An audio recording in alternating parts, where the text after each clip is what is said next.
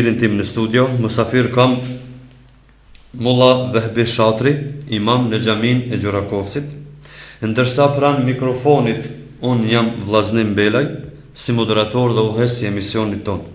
Mulla Vehbi, assalamu alaikum wa rahmatullahi wa barakatuh. Aleikum assalam wa rahmatullah.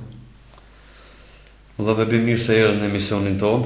Mirë se gjetëm, faleminderit për jush. Mulla Vehbi, cila është tema për cilën do të bisedojmë sonte? Për cilën ti, se unë e thash në fillim të emisionit që do të na kënaq me fjalë të bukura, me fjalë të mira, që edhe për hir të dëgjuesve dhe shpresoj që edhe dëgjuesit tanë në mbesin të kënaqur me këto fjalë të cilat ti do të na freskosh zemrat tona. Alhamdulillah, wassalatu wassalamu ala rasulillahi Muhammedin wa ala alihi wa sahbihi ajma'in. E falenderojmë fillimisht Zotin e Madhërisëm që na bëri pjesëtar të besimit islam.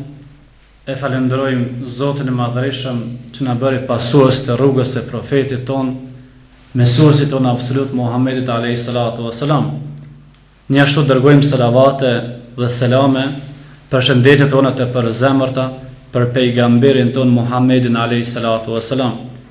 Ju përshëndes pari ju, stafin e juaj, dëgjuesit e juaj dhe gjithë ata sponsorët e emisionit juaj me përshëndetjen islame, assalamu alaikum wa rahmatullahi wa barakatuh. Dhe njëherë ju falenderoj juve për ftesën që më keni bërë. Në momentin kur më ftuat që t'jem i ftuar i juaj për sonte, më është kujtu një hadith i pejgamberit alayhi salatu wassalam, i cili më stimuloi të vendos për temën e sotme. Dhe ky hadith apo thënie e Muhamedit alayhi salatu wassalam është اغتنب خمسة قبل خمسة اغتنب شبابك قبل أجوز اغتنب صحتك قبل تمريض اغتنب وقتك قبل الشغول اغتنب حياتك قبل الممات. Që do të thot në gjuhën ton, thot pejgamberi alayhi salatu wassalam, shfrytëzoj 5 gjëra para se të vinë 5 tjera.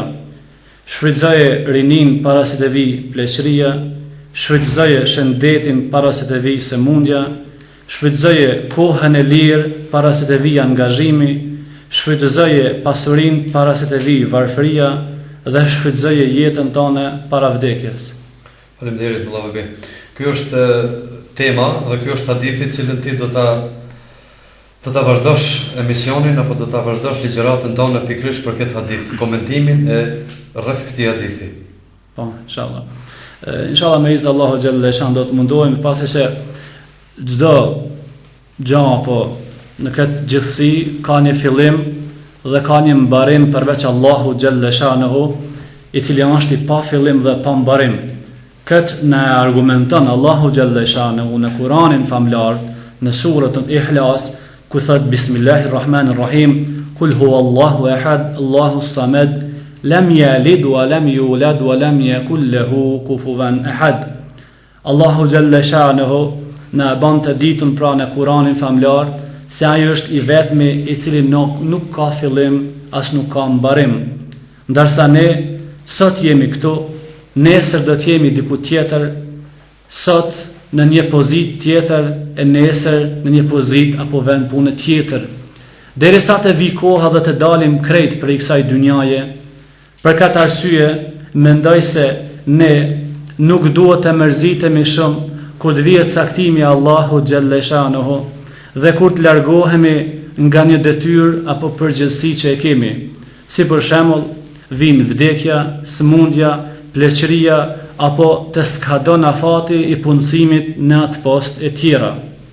Por ajo që ja vlen të mërzitemi e të brengosemi shumë është a i kemi shfrytzu sa duhet ato mundësi dhe kompetenca sa i kemi pas në dorën tonë. Thanë ndryshe, sa kemi punu për veten tonë dhe shoqërinë përderisa kemi qenë në atë pozitë nga cila kemi pas mundësi që të kontribuojmë. Vazhdojmë me hadithin apo thanin e Muhammedit alayhi salatu wassalam ku thot igtanib hayatuka qabla al-mamatika. Shfrytëzoje jetën tonë para se të vijë vdekja. Ma ne vazhdon thënia Muhammedit alayhi salatu wassalam ighthanim shababaka qabla ajuz, shfrytëzoje rinjën tënde para se të vi pleqëria. A thua nuk mjafton me thonë vetëm shfrytëzoje jetën para vdekjes? Jo, kjo nuk mjafton, sepse rinia është shumë më rëndësishme. Prandaj ne lutim Allahun fuqiplot që t'i udhëzoj rinin ton. Vazhdoj me thanin e Muhammedit alayhi salatu wassalam, ku thot: "Igtanib waqtuka qabla ash-shughuli", shfrytëzoje kohën tënde të lirë para se të vijë angazhimi. Allahu xhalla shanuhu betohet në gjëra të rëndësishme, siç betohet në Kur'an ul asri, pasha kohën. Kjo kohë është prej namazit të drekës deri në namazin e akşamit. Mandej Allahu i Madhërisëm betohet edhe në ditët dhe netet.